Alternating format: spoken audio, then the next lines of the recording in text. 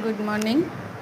আজ দেখো আমার বাজার থেকে এত কিছু সবজি এসছে, কত সুন্দর সুন্দর ফুলকপি, করলা, তারপরে তোমার একটু পটল, একটা পাপিতা, টমেটো, কুমড়ো, ধনেপাতা, আদা, রসুন, পেঁয়াজ, এগুলো সব এসছে, আলু, আর এই দেখো তোমাদের দেখালাম গন্ধরাজ লেবু আর লঙ্কা। কাঁচা লঙ্কা ছাড়া তো আর রান্না হয় না, তো কাঁচা লঙ্কা এসছে, সাথে আবার একটু পেয়ারাও নিয়ে এসছি, ডাসা ডাসা একটু পেয়ারা, খেতে খুবই ভালো লাগে। হ্যাঁ, তো আজকে রান্নাটা দেখি কি করি।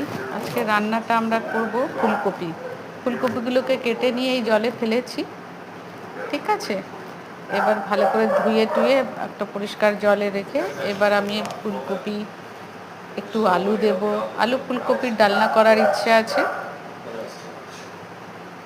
এই আলু ফুলকপি কেটে কবির দেখো এগুলোও দিয়ে দিয়েছি, খেতে খুব সুস্বাদু হয় এগুলো দিয়ে দিলে।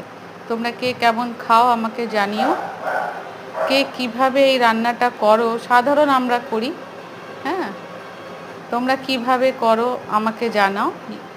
এই যে কড়াই চাপিয়ে দিলাম, এবারে একটু সর্ষের তেলেই রান্না করব। সর্ষের তেল দিয়ে দিই,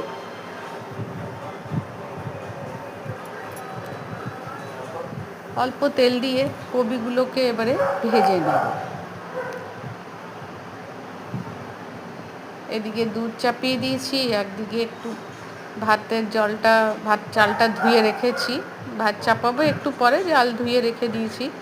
এখন এই কপিগুলোকে নাড়াচাড়া করে একটু হালকা লাল লাল করে তার মধ্যে আবার দিয়ে দেবো আলু।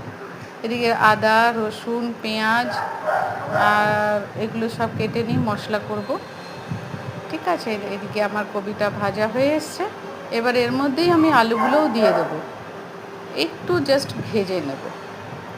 আর এইদিকে আলুটাও ভাজা হতে হতে আমি এদিকে আদা, রসুন, পেঁয়াজ যেটা কেটে রেখেছি ওটা মিক্সিতে বেটে নেব। ওর মধ্যে একটা টমেটোও আমি এবার দেখো দিয়ে দিচ্ছি। এই টমেটোটাও একসঙ্গে বেটে দিলে তাহলে মুখে আর লাগে না টমেটোটা।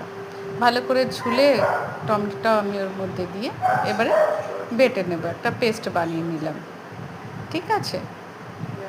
এইবারে আমি আলু কপিটা যে ভেজে রেখেছি এটা তুলে নিয়ে আবার এই কড়াইতেই আমি ভালো করে ধুয়ে নেব।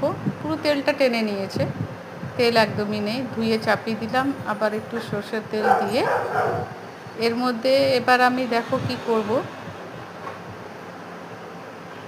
করলা, পটল ভাজা এগুলোর জন্য কেটে রেখেছি, ভাজবো।